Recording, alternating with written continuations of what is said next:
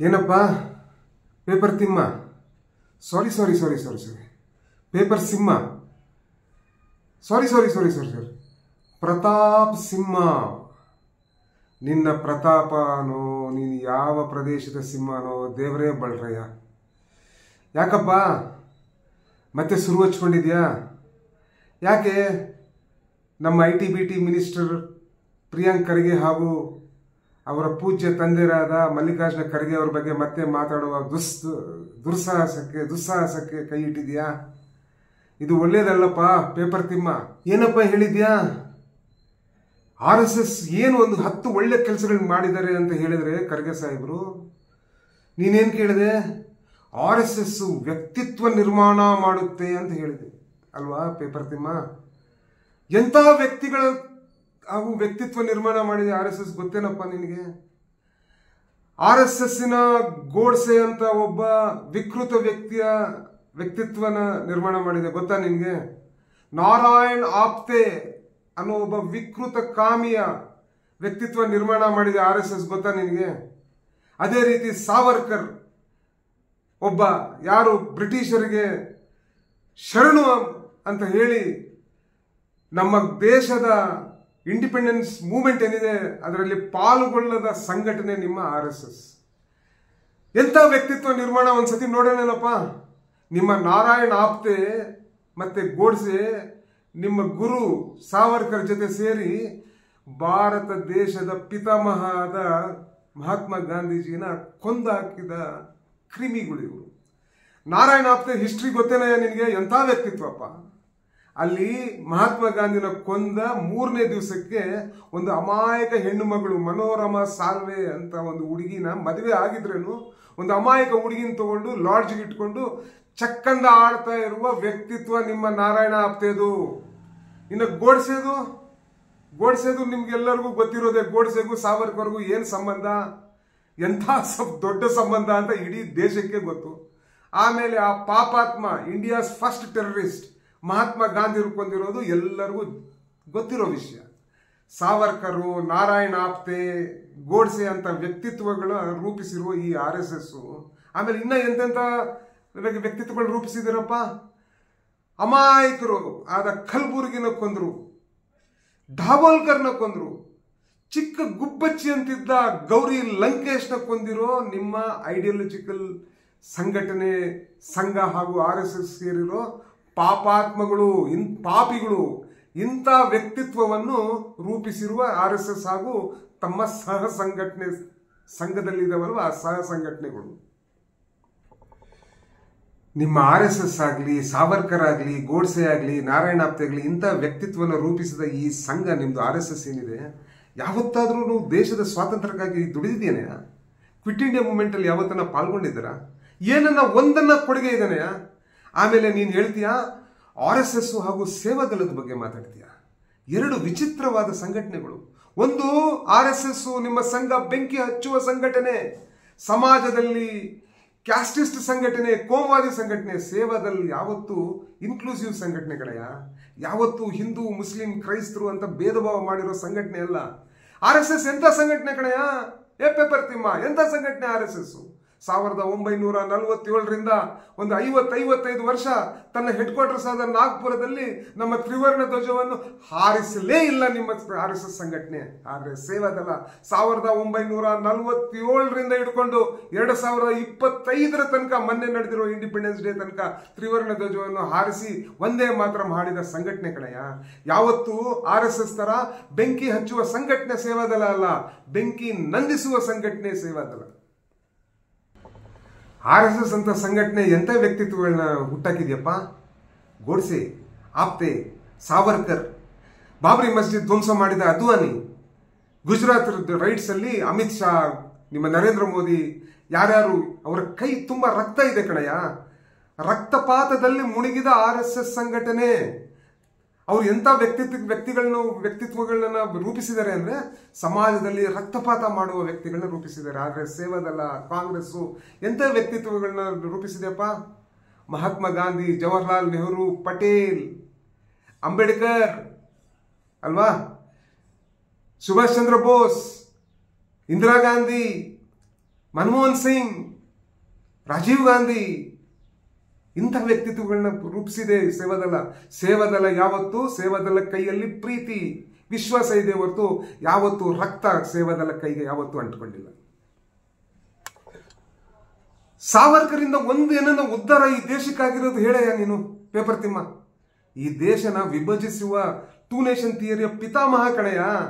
ಈ ದೇಶಕ್ಕೆ ಸ್ವಾತಂತ್ರ್ಯ ಕೊಡಿಸಿರೋದು ಕಾಂಗ್ರೆಸ್ ಪಕ್ಷ, ಸೇವಾದಳ. ಈ ದೇಶವನ್ನು ಹಾಗೂ ಸಮಾಜವನ್ನು ವಿಭಜಿಸಿರುವುದು ನಿಮ್ಮ RSS ಹಾಗೂ ನಿಮ್ಮ ಸಂಘಟನೆ. ವ್ಯಕ್ತಿತ್ವಗಳಂತಿರಲ್ವಾ, ವ್ಯಕ್ತಿತ್ವ ರೂಪಿಸುವಲ್ಲಿ RSS ದೊಡ್ಡ ಪಾತ್ರ ಬರ್ತದೆ. ನಿಮ್ಮ ವ್ಯಕ್ತಿತ್ವಗಳು ಸಮಾಜ ಘಾತಕರೇ ಹೊರತು ಸಮಾಜ ಕಟ್ಟೋದ್ರಲ್ಲಿ ಯಾವತ್ತೂ ಇದು ಮಾಡಿಲ್ಲ. ಆಮೇಲೆ ನೀನ್ ಏನ್ ಹೇಳ್ತೀಯಪ್ಪ, ಮೋದಿ ಕೊಡುಗೆ ಏನು ಗೊತ್ತಾ ನಿಮ್ಗೆ ಅಂತ ಪ್ರಿಯಾಂಕರ್ಗೆ ಅವ್ರಿಗೆ ಹೇಳ್ತಿಯಲ್ಲ. ಏನಯ್ಯ ಮೋದಿ ಕೊಡುಗೆ, ಏನಯ್ಯ ಮೋದಿ ಕೊಡುಗೆ? ಈ ದೇಶದ ಮತ್ತು ಈ ಸಮಾಜವನ್ನು ಕೊಡಿರೋದ್ರಲ್ಲಿ ಮೋದಿಯ ದೊಡ್ಡ ಪಾತ್ರ ಇದೆ. ಇವತ್ತು ದೇಶದ ಕತೆ ನೋಡಯ್ಯ. ಮೊನ್ನೆ ತನಕ ಮೈ ಫ್ರೆಂಡ್ ಡೊನಾಲ್ಡ್ ಟ್ರಂಪ್ ಅನ್ನುವ ಇವತ್ತು ಡೊನಾಲ್ಡ್ ಟ್ರಂಪ್ ನಮ್ಮನ್ನು ಕ್ಯಾಕರ್ ಸುಗಿದು ಹೊರಗಾಕಿದ್ದಾರೆ. 50% ಟ್ಯಾರಿಫ್ಸ್ ಆಗಿದ್ದಾರೆ. ಈ ಟ್ಯಾರಿಫ್ಸ್ ಇಂದ ಸರಿಸುಮಾರು $73 ಬಿಲಿಯನ್ ನಮ್ದು ಅಲ್ಲಿ ಹೋಗುತ್ತೆ. ಅದರಲ್ಲಿ ಸರಿಸುಮಾರು $40 ರಿಂದ $45 ಬಿಲಿಯನ್ ಅಫೆಕ್ಟ್ ಆಗುತ್ತೆ. ಇದು ನಮ್ಮ ವಿದೇಶಿ ನೀತಿ ನೋಡಯ್ಯ.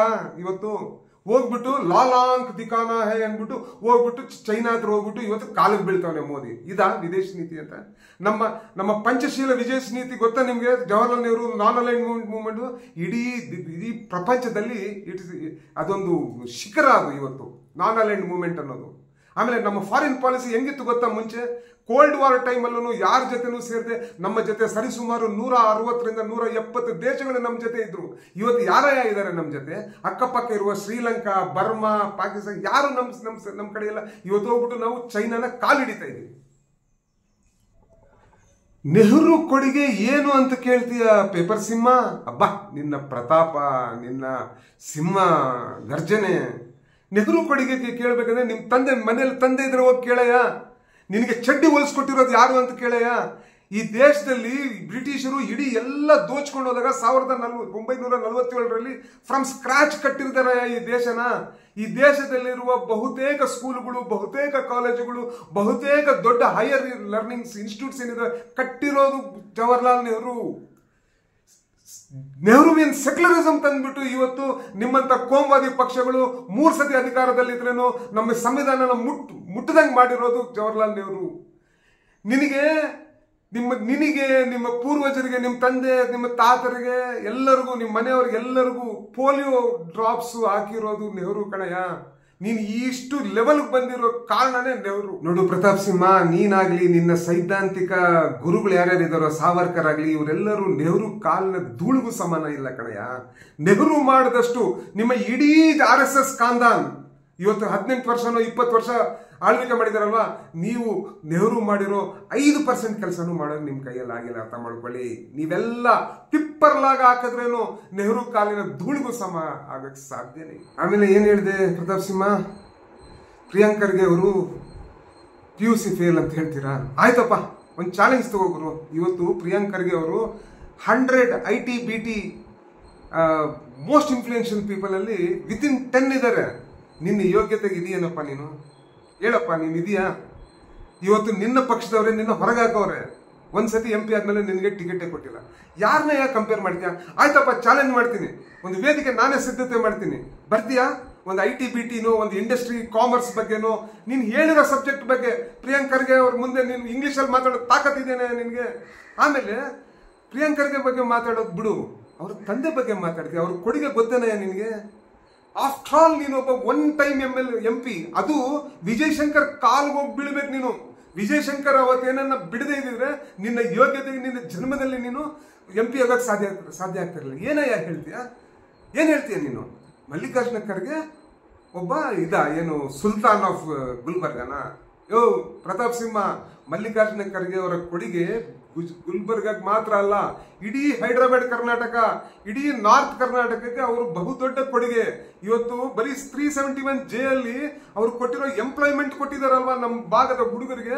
ನಿನ್ನ ಯೋಗ್ಯತೆಗೆ ಇನ್ನ ನಿನ್ನ 3 ಜನ್ಮ ತಗೊಂಡ್ರೇನು ಅಂತ ಒಂದು ಕೊಡುಗೆ ನಮ್ಮ ಕರ್ನಾಟಕಕ್ಕೆ ಕೊಡೋಕೆ ಸಾಧ್ಯ ಇಲ್ಲ. ಆಮೇಲೆ ದೊಡ್ಡದಾಗಿ ಏನೋ ಹೇಳ್ತೀಯ, ಮೈಸೂರು ಮಹಾರಾಜರು ಮಾಡಿದಾರಯ್ಯ. ನೀನೇನು ಮಾಡಿದಿ ಹೇಳಯ್ಯ ದೊಡ್ಡ ನಾಯಕ? ನಿನಗೊಂದ್ಸತಿ MP ಮಾಡಿದ್ರಲ್ಲ, ನೀನೇನ್ ಮಾಡಿದೆ ಅಂದ್ರೆ ನಮ್ಮ ಮಹದೇವಪ್ಪ ಸಿದ್ದರಾಮಯ್ಯ ಹಾಕಿ ರೋಡ್ನ ನಾನ್ ಮಾಡಿದೆ ಅಂತೀಯ. ಬೇರೆಯವರೆಲ್ಲ ಮಾಡಿರೋದು ಹೋಗ್ಬಿಟ್ಟು ನಾನ್ ತಂದೆ ಅಂತೀಯ ನಿನ್ನ ಯೋಗ್ಯತೆಗೆ. ಆಮೇಲೆ ನೀನ್ ಇನ್ನೊಂದೇನಂದ್ರೆ ಮಲ್ಲಿಕಾರ್ಜುನ ಖರ್ಗೆ ಅವರಿಗೆ ಸುಲ್ತಾನ್ ಆಫ್ ಗುಲ್ಬರ್ಗ ಅಂತಾರೆ. ಕೇಳಿಸ್ಕೋ ಪ್ರತಾಪ್ ಸಿಂಹ, ಅವರು ಸುಲ್ತಾನ್ನೂ ಹೌದು, ಆಧುನಿಕ ಶರಣನೂ ಹೌದು. ಅವರು ಈಸ್ ಆಧುನಿಕ ಶರಣ ಆಫ್ ಹೈದರಾಬಾದ್ ಕರ್ನಾಟಕ ರೀಜನ್. ಇಡೀ ಹೈದರಾಬಾದ್ ಕರ್ನಾಟಕ ರೀಜನ್ ನ ಒಂದು ಲೆವೆಲ್ ನಾಚ್ ಅಪ್ ತಗೊಂಡೋಗಿರೋ ಮಹಾನಾಯಕ. ಅವ್ರನ್ನ ನಿನ್ಗೆ ಹೆಸರಿಡ್ತೀಯ, ಅಷ್ಟು ಯೋಗ್ಯತೆ ಇದೆಯಾ ನಿನಗೆ? ಅವರು 9-10 ಸತಿ MLA, 4-5 ಸತಿ ಮಿನಿಸ್ಟರು, ಅರ್ಥ ಆಯ್ತಾ? AICC president. ನಿನ್ನ ಯೋಗ್ಯತೆಗೆ ಒಂದು DCC ಪ್ರೆಸಿಡೆಂಟ್ ಆಗಿದೆ, ನಿಮ್ಮ ಡಿಸ್ಟ್ರಿಕ್ಟ್ BJP ಮೋರ್ಚಾದ ಒಂದು ಪ್ರೆಸಿಡೆಂಟ್ ಆಗಿದೆಯಾ ನಿನ್ನ ಯೋಗ್ಯತೆಗೆ? ಯಾವಾಗ ಹುಷಾರ್, ಯಾವತ್ತನ್ನ ಒಂದು ದೊಡ್ಡ ಮನುಷ್ಯರ ಬಗ್ಗೆ ಮಾತಾಡೋ. ಅವ್ರು ಕೊಟ್ಟಿರೋ ಕೊಡುಗೆ 1% ಕೊಟ್ಟಿದ್ಯಾ ಪ್ರತಾಪ್ ಸಿಂಹ? ನೀನು 1% ಕೊಟ್ಟಿದ್ಯಾ? ಹುಷಾರಾಗಿರು. ಇನ್ನೊಂದ್ಸತಿ ಮಲ್ಲಿಕಾರ್ಜುನ ಖರ್ಗೆ ಸಾಹೇಬ್ರ ಬಗ್ಗೆ ಮಾತಾಡ್ಬೇಕಂದ್ರೆ ನಾಲಿಗೆ ಬಿಗಿಯಾಗಿ. ಆಮೇಲೆ ಸಿಂಹ, ನಿನ್ನ ಪ್ರತಾಪವು ಇಡೀ ಕರ್ನಾಟಕದ ಜನಕ್ಕೆ ಗೊತ್ತಪ್ಪ. ನೀನು ಪ್ರಿಯಾಂಕ್ ಖರ್ಗೆ ಅಂತ ಸಜ್ಜನ ಬಗ್ಗೆ ಮಾತಾಡ್ತೀಯ.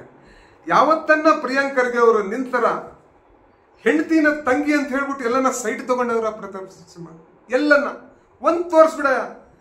ಪ್ರಿಯಾಂಕ್ ಖರ್ಗೆ ಆಗ್ಲಿ, ಮಲ್ಲಿಕಾರ್ಜುನ ಖರ್ಗೆ ಸಾಹೇಬ್ರಾಗ್ಲಿ, ಯಾವತ್ತನ್ನ ನಿಂತರ ಹೆಂಡತಿ ಕಟ್ಕೊಂಡಿರೋ ಹೆಂಡತಿನ ಹುಟ್ಟು ತಂಗಿ ಅಂತ ಹೇಳ್ಬಿಟ್ಟು ಸೈಟ್ ತಗೊಂಡಿದ್ಯಲ್ಲಪ್ಪ, ಇದು ನ್ಯಾಯವಾ? So don't compare yourself. ಯಾವತ್ತೂ ನೀನು ಪ್ರಿಯಾಂಕ್ ಖರ್ಗೆ ಆಗಲಿ ಮಲ್ಲಿಕಾರ್ಜುನ ಖರ್ಗೆ ಲೆವೆಲ್ಗೆ ಬರೋಕ್ಕೆ ಸಾಧ್ಯನೇ ಇಲ್ಲ. ಆಮೇಲೆ ಯಾವತ್ತನ್ನ ಪ್ರಿಯಾಂಕ್ ಖರ್ಗೆ ನಿನ್ನ ವಿಡಿಯೋಗಳು ಗೊತ್ತಲ್ಲಪ್ಪ, you are part of the blue boys. Blue JP ಪಕ್ಷದ ಬ್ಲೂ ಅಂತೀವಲ್ವಾ, ಬ್ಲೂ ಬಾಯ್ಸ್ ಗ್ಯಾಂಗ್ ಇದೆ ಅಲ್ವಾ, ಅದರಲ್ಲಿ ನೀನು ಪ್ರಮುಖ ಸದಸ್ಯ. ನಿನ್ನ ವಿಡಿಯೋಗಳು ಎಲ್ಲ ಕಡೆ ಜಾಹೀರಾಗಿದೆ ಅಲ್ಲಪ್ಪ, ಇನ್ನ ತೋರಿಸು ಅಂತ. ಯಾವತ್ತನ್ನ ಪ್ರಿಯಾಂಕ್ ಖರ್ಗೆ ಅವರು ಆ ಲೆವೆಲ್ಗೆ ಹೋಗಿದಾರೇನಯ್ಯ? ಸರಿ, ಅವ್ರು ಇಂಟೆಲೆಕ್ಚುಯಲ್ ಕಣಯ್ಯ. ಇವತ್ತು ಟಾಪ್ 10 ಅಲ್ಲಿ ಇದಾರೆ. ನಿನ್ನ ಯೋಗ್ಯತೆ ನೋಡ್ಕೊ. ನಿನ್ನ ಟಾಪ್ 10 ಇನ್ನು ಮೈಸೂರಲ್ಲೇ ಇಲ್ಲ. ದೇಶದ ಟಾಪ್ 10 ಮನೆ ಹಾಳಾಗೋಗ್ಲಿ, ಮೈಸೂರಲ್ಲಿ ಟಾಪ್ 10 ಅಲ್ಲೂ ನೀನ್ ಬರಲ್ಲ. ಇವತ್ತು ಏನಾಗಿದೆ, ಯು ಬಿಕಮ್ ಎ ನೋ ಬಡಿ. ನಿನಗೆ ನಾಯಿನೂ ನೋಡ್ತಾ ಇಲ್ಲ BJP ಅವರು. So you are targeting Priyank Kharge and Mallikarjuna Kharge. ಹುಷಾರ್, ಅರ್ಥ ಮಾಡ್ಕೋ. ಇನ್ನೊಂದ್ಸತಿ ನಮ್ಮ ದಲಿತರಾಗ್ಲಿ OBC ಆಗ್ಲಿ ಹೈಯಿಂದ ತಂಟೆಗೆ ಬಂದ್ಬಿಟ್ಟು ನೀನ್ ಈ ತರ ವೇಸ್ಟ್ ಟಾಕ್ ಏನನ್ನ ಮಾಡಿದ್ರೆ ಜನ ನಿನ್ನ ನೋಡ್ತಾ ಇರ್ತಾರೆ. ನಿನ್ನ ಜನ್ಮದಲ್ಲಿ ಮತ್ತೆ ನೀನು MP ಆಗ್ಲಿ MLA ಆಗ್ಲಿ ಆಗಲ್ಲ ಪ್ರತಾಪ್ ಸಿಂಹ. ನೀನ್ ಏನನ್ನ ಇವತ್ತು ನಮ್ಮ ಅಹಿಂದ ನಾಯಕರು, ನಮ್ಮ ಸರ್ವೋಚ್ಚ ನಾಯಕರು ಮಲ್ಲಿಕಾರ್ಜುನ ಖರ್ಗೆ ಅವ್ರ ಬಗ್ಗೆ ಆಗ್ಲಿ, ಪ್ರಿಯಾಂಕ್ ಖರ್ಗೆ ಅವ್ರ ಬಗ್ಗೆ ಆಗ್ಲಿ ಹಗುರವಾಗಿ ಮಾತಾಡಿದ್ರೆ ನಿನ್ನ ಜನ್ಮದಲ್ಲಿ ಬರ್ದಿಡ್ಕೋ. ಪೇಪರ್ ಸಿಂಹ ಪ್ರತಾಪ್ ಸಿಂಹ ಬರ್ದಿಡ್ಕೋ. ನಿನ್ನ ಜನ್ಮದಲ್ಲಿ ಮತ್ತೆ ನೀನು ಒಂದು ಎಲೆಕ್ಷನ್ ಗೆಲ್ಲಕ್ಕೆ ಸಾಧ್ಯ ಇಲ್ಲ ಅಂತ ಹೇಳ್ತಾ ದಯವಿಟ್ಟು ಭದ್ರವಾಗಿ ಮಾತಾಡು. Don't use derogatory language. ಪ್ರಬುದ್ಧವಾಗಿ ಮಾತಾಡು. ನಿನಗಷ್ಟು ತಾಕತ್ತು ಇದೆಯಾ? ನಾನು ಸೃಷ್ಟಿ ಮಾಡ್ತೀನಿ ವೇದಿಕೆ, ಬಾ ನೋಡೋಣ. ಇಂಗ್ಲಿಷಲ್ಲಿ ಮಾತಾಡ್ತೀವಿ, ಇಂಗ್ಲಿಷಲ್ಲಿ ಮಾತಾಡು. ನಿನ್ನ ತಾಕತ್ತು ನೋಡೋಣ. ನೀನು PUC ಫೇಲ್ ಅಂತೀಯಲ್ವಾ ನಮ್ಮ ಪ್ರಿಯಾಂಕ್ ಖರ್ಗೆ ಅವ್ರಿಗೆ, ಬಾ ಕೂರಿಸ್ತೀನಿ. ನೀನು ಹೇಳಿರೋ ಟಾಪಿಕ್ ಸಾಮಾಜಿಕ ನ್ಯಾಯ ಬಗ್ಗೆ ಮಾತಾಡು. ಮೈಸೂರಲ್ಲಿ ನಡೆದಿರೋ ಡೆವಲಪ್ಮೆಂಟ್ ಬಗ್ಗೆ ಮಾತಾಡ್ತೀಯ, ಪ್ರಿಯಾಂಕ್ ಖರ್ಗೆ ಅವ್ರು ಬರ್ತದೆ. ಆದ್ರೆ ನಾಲಿಗೆ ಭದ್ರ, ಎಲ್ಲಬಿಲ್ಲದ ನಾಲಿಗೆ ತರ ಆಡಬೇಡ ಅಂತ ಹೇಳಿ ನನ್ನ ಮಾತನ್ನು ಮುಗಿಸ್ತೀನಿ. ನಿನಗೊಂದು ಎಚ್ಚರಿಕೆ ಕೊಡ್ತೀವಿ ನಾವೆಲ್ಲ ಹೈದರಾಬಾದ್ ಕರ್ನಾಟಕ ಭಾಗದವರು. ಇನ್ನೊಂದ್ಸತಿ ಮಲ್ಲಿಕಾರ್ಜುನ ಖರ್ಗೆ ಸಾಹೇಬರ ಬಗ್ಗೆ, ನಮ್ಮ ಸರ್ವೋಚ್ಚ ನಾಯಕರ ಬಗ್ಗೆ ಕೀಳಮಟ್ಟವಾಗಿ ಏನನ್ನ ಮಾತಾಡಿದ್ರೆ ನಿನಗೆ ತಕ್ಕ ಶಾಸ್ತಿ ಮಾಡಬೇಕಾಗುತ್ತೆ ಅಂತ ಹೇಳಿ ಹುಷಾರ್ ಅಂತ ಹೇಳಿ ನಾನು ಈ ಮಾತನ್ನು ಮುಗಿಸ್ತೀನಿ. ಜೈ ಹಿಂದ್, ಜೈ ಕರ್ನಾಟಕ ಮಾತು.